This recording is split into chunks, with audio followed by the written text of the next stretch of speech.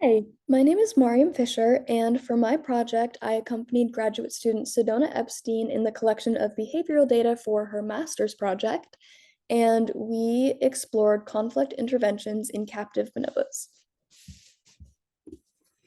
So, bonobos, or Panpaniscus, are a non-human primate, and they are one of the closest living relatives to humans alongside chimpanzees. So the comparative method is a method that compares traits of closely related species to inform our understanding of evolution. And since bonobos are so closely related to us, they are an ideal species to use the comparative method on to understand human evolution. However, chimpanzees are much more frequently studied than bonobos, so human evolution tends to be looked at through a chimpanzee-centric lens. However, bonobo social groups and systems differ greatly from chimpanzees, so it's essential to study their behavior as well so that we can have a more balanced picture of human evolution. For example, while chimpanzees are male dominant and they will engage in activities such as warfare, bonobos are female dominant through female coalitions and are relatively peaceful. These differences make it vital to observe both species in conflict studies as they mediate social interactions vastly differently. My work this summer investigated how bonobos specifically intervene in conflicts. So, conflict intervention can be either coalitionary or non coalitionary. Coalitionary interventions involve when the intervener takes a side of one of the individuals in the conflict, while non coalitionary interventions involve the intervener remaining impartial. Previous studies have shown that bonobos do engage in coalitionary interventions, and coalitions often form between the female grooming partners and mother-son dyads, but only two studies have reported rates of coalitionary interventions in captive bonobos, and that was 15.7% and 10.9% reported. So more groups definitely need to be studied so that we can confirm the importance of coalitionary interventions in bonobo conflict mitigation. So, non coalitionary interventions are much less studied, and this kind of behavior is thought of as being pro social, in that resolving conflict between group members can improve group stability and result in only a group level advantage of less intense conflicts and stronger social bonds. This group level advantage is proposed to be enough to overcome the low cost of acting as the intervener because the interveners typically are high ranking individuals, which means that they won't receive redirected aggression for the most part. However, in dominant male chimpanzees, they've been shown to engage in non coalitionary interventions, but only one group of bonobos has been reported to do so. At the Columbus Zoo, this intervention was shown as occurring in 65.2% of conflicts, but these interventions were typically performed by the dominant female in the group. So, again, she wouldn't receive redirected aggression from the rest of the group as she is the highest ranking member. These interventions also occurred much more frequently than coalitionary interventions, but this has not been reported in any other group. So, data in definitely other captive groups is necessary to figure out if the results were unique to the Columbus Zoo group or if this is something that we can see across other captive bonobo groups. So, our first aim was to test for evidence of non coalitionary interventions in captive bonobos. And our second aim was to determine and compare the rates of coalitionary interventions and non coalitionary interventions in captive bonobos. And here you can see a picture of one of the bonobos that we studied. I believe that is Zomi, one of the younger females in the group. And so, to accomplish these aims, we collected behavioral data from a group of 18 captive bonobos housed at the Milwaukee County Zoo in a little outside of Milwaukee, Wisconsin. And what we did to collect this data is we conducted 10-minute focals in which we followed a single individual collecting any and all social behavioral data that they exhibited in their focal. So this would include proximity to other individuals, grooming, play, sociosexual interactions, co-feeding, and so on. And throughout these focals, we continuously sampled all instances of conflict and interventions from all individuals. Other information that we would collect was sex, age, and genetic relation. We used an application called Zoo Monitor to collect this data over the course of a 2.5-month period. And behavior observation actually took place from the public viewing areas, so it wasn't the best place to be able to see everything that was going on, but for the most part, it was pretty good. We plan to use R to calculate the proportion of conflicts that result in coalitionary and non-coalitionary interventions, testing our hypothesis using appropriate ANOVA or regression models to compare the average rates of behavior. And we also plan to use the social network models to identify social contexts most predictive of different conflicts and interventions. So my experience was definitely unique. And when I first arrived at the zoo, one of the things that we had to do was identify the individuals. However, this got a little bit tricky because we never actually got approved for an official collaboration with the zoo.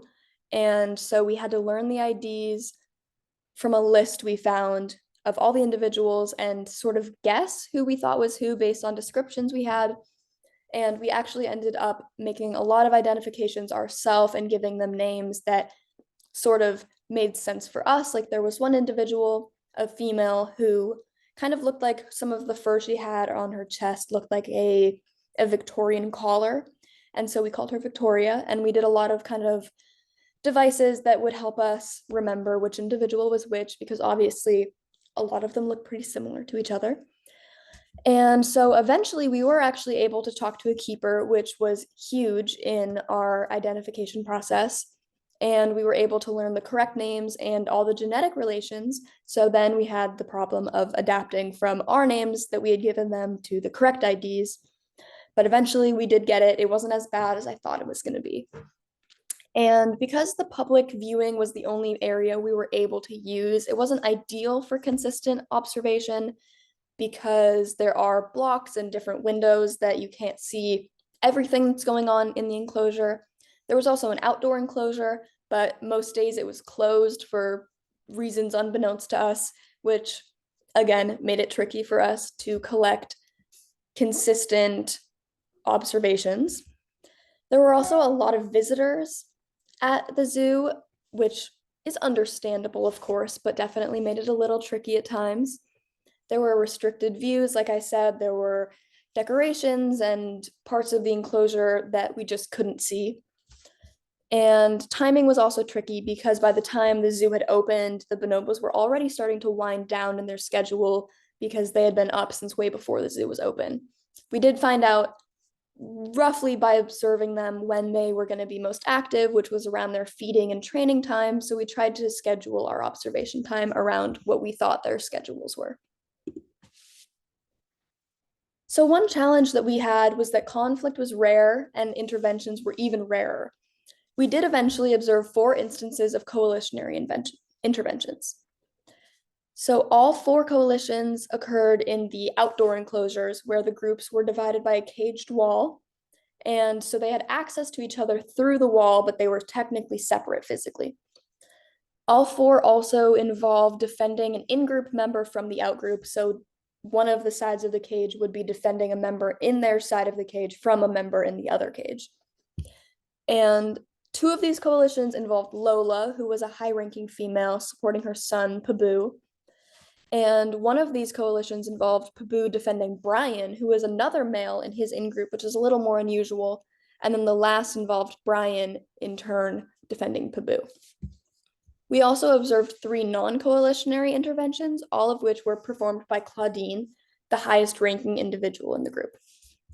However, we did not observe enough instances of conflict and intervention to conduct statistical analyses comparing rates, but we can confirm that both types of interventions can occur in captive bonobos, and so we're making broad predictions of their social dynamics based on our anecdotal observations.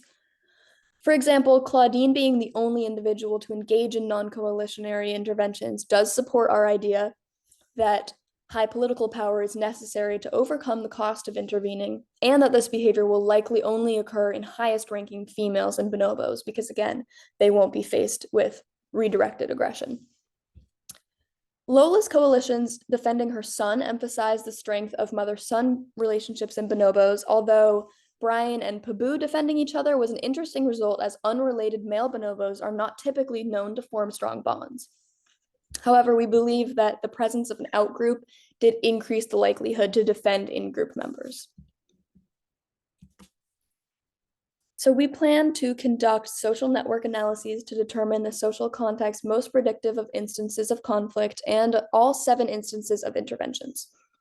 Our social networks will use proximity, co-feeding, grooming, and playing before and after conflicts and interventions to determine dyadic relationship strengths between all members of each group and how those strengths surround conflicts and interventions. Sorry. We plan to present these findings at the undergraduate research symposium in the spring. So for my final thoughts, I learned a lot about both myself and fieldwork practices during this time.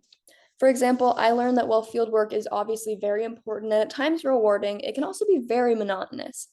When studying animals, even captive, it's difficult to predict their behavior, and they may sleep for 2 or 3 hours straight and then suddenly exhibit exactly the behavior that you've been looking for, but it's over in a matter of seconds.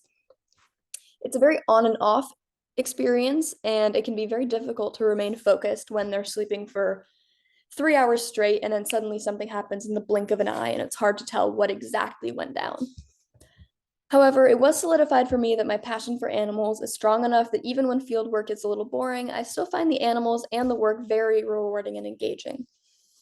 My experience overall was positive, and I found both the research and watching the bonobos and learning the behavior to be quite interesting.